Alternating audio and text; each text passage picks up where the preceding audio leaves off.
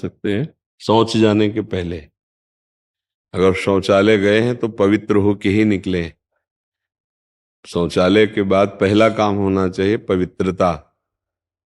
हस्त प्रक्षालय रज से जरूर करें, साबुन आदि से तो कर ही ले, रज से करे। फिर वही वस्त्र सूती धारण करे जो धो सके। नहीं तो बाथरूम तो एक पर्सनल होते हैं कि आप उतना ही वस्त्र धारण करो जो धो सको, अन्यथा अगर वो वस्त्र शौच में पहन के गए और फिर बाहर निकलते हैं तो आप अपवित्र ही माने जाएंगे। वस्त्र का, शरीर का पवित्र होना उपासना में अत्यंत आवश्यक है। तो जब आप शौचालय नहीं गए तो आप नाम जप सकते हैं, आप मंत्र जप कर सकते हैं, आप श्री जी की दंडवत कर सकते हैं।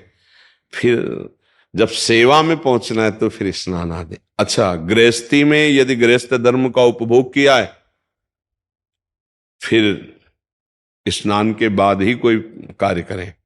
पहला काम होना चाहिए उठ के नाम जप करो, जाओ स्नान करो, शौच स्नान, फिर कार्य करो। अगर आप संयम से रात्रि व्यतीत किए हैं, पवित्र नहीं है, तो आप कर सकते हैं। गृहस्थ में होता है ना, तो उसमें सावधानी ये दो चीजों की रखनी है कि जिस शैया पर आप शयन करते हैं वो शैया गृहस्थी में प्रायः अपवित्र होती है, तो उस शैया पर बैठकर गुरुमंत्र आदि नहीं जप सकते। आप उसमें नाम जप कीजिए, फिर पवित्र होइए, फिर आसन पे बैठ के जप कीजिए।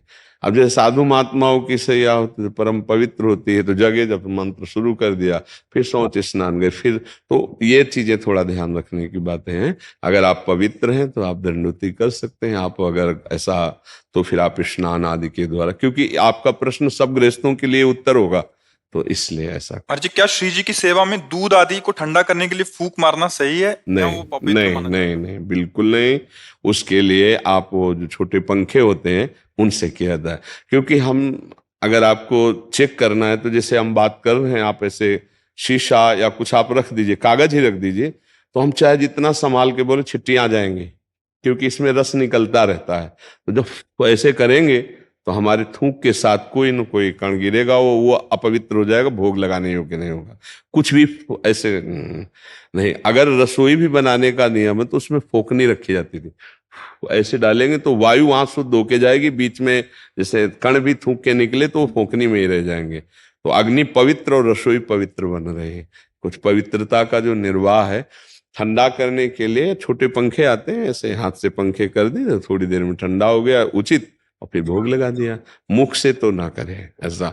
और रसोई बनाते समय बातचीत करने के लिए भी मना किया गया है, क्योंकि हम जैसे आटा लगा रहे हैं, बातचीत कर रहे हैं, अगर चिट्टी पड़ गई तो भोग लायक नहीं रहा। हम अंदर नाम जप करें, बात करना है, जैसे गुरुजनों से जैसे बात की जाती है ना, जैसे खड़े होकर बात करना हो, तो ये पद्धति है, ऐसे करके बात की जाती है। उसे सभ्य जो पुरुष बात करेगा अपने गुरुजनों से, श्रेष्ठ जनों से, तो ऐसे बात करेगा जी, ऐसे कि कहीं मेरी थूक की छिट्टी सामने मतलब ना चली जाए, ऐसे करके बात करेगा।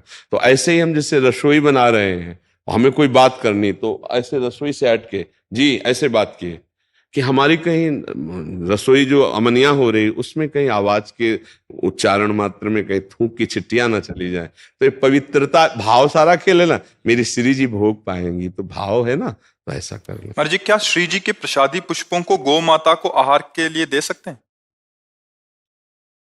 जरूर दे सकते हैं, अगर वो सम्यक पा जाए तो।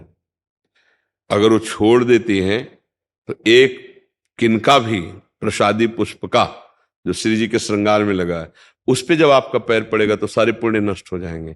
इसीलिए उसको सुव्यवस्थित करके, जैसे हम यमुना जी, गंगा जी जहां धाराएं हैं, तो धारा से 10 हाथ पहले बालू खोद लें और खोद के उसमें नीचे करके ऊपर से बालू डाल देते। जब गंगा जी की बाढ़ आएगी तो उसमें, और वो अंदर ही वहीं रेती पे है, तो परम पवित्र स्थान है, और किसी के ऊपर बालू कर दिया तो अब पैर किसी के लगने वाली बात नहीं रह गई ऊपर से। क्योंकि ये पृथ्वी भगवान शेष जी के फड़ पे ही तो टिकी है, कहते नीचे तो है तो भगवान है, शेष जी के फड़ पे टिकी हुई है। तो हम ऐसे मर्यादा से कर ले। जैसे हम गाय को डालेंगे तो हमें लगता है सम्यक वो प्रसाद भावना से गाय तो पाएगी नहीं, तो गाय माता ने पूरा खा लिया था लेकिन गुलाब के पुष्प छोड़ दिए थे, तो वही हम कह रहे, एक भी पंखुड़ी अब वो पैर में पड़ेगी तो हमारी उपासना भंग हो जाएगी। पवाने में कोई दोष नहीं। मान लो गुलाब का फूल प्रसादी होता था, हम ही पा लेते हैं। श्री जी ने विराजमान, मान लो राधा नाम विराजमान है, वो गुलाब के फूल में विराजमान, तो पूरा प्रसादी है, तो प्रसादी हम पा लेते थे।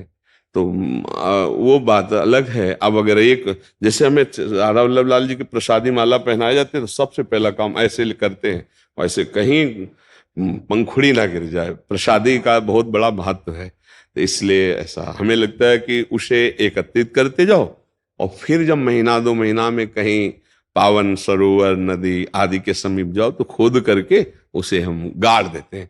क्योंकि प्रवाहित करने पर ये होता है कि लहरों के द्वारा फिर किनारे लगा तो किसी के पैर में लगे। और पवित्रता अगर हमें यमुना जल की चाहिए तो हम जैसे दोना पत्तल ये सब ऐसे फेंकेंगे तो उसमें तो हम थोड़ा यमुना जी के भी लिए तो वो हम उनको रज में ऐसे करके अंदर दबा देते हैं तो बहुत सुंदर व्यवस्था रहेगी। उससे वो दबे भी रहेंगे। गाय आदि को देने में थोड़ा छोड़ भी सकते हैं, मतलब कितना भी करें पंखुड़ी तो नहीं। अब अपने लोग तो एक एक बिनेंगे ना कि श्री जी की प्रसादी, पर वो आहार रूप में लेंगे ना, तो इसलिए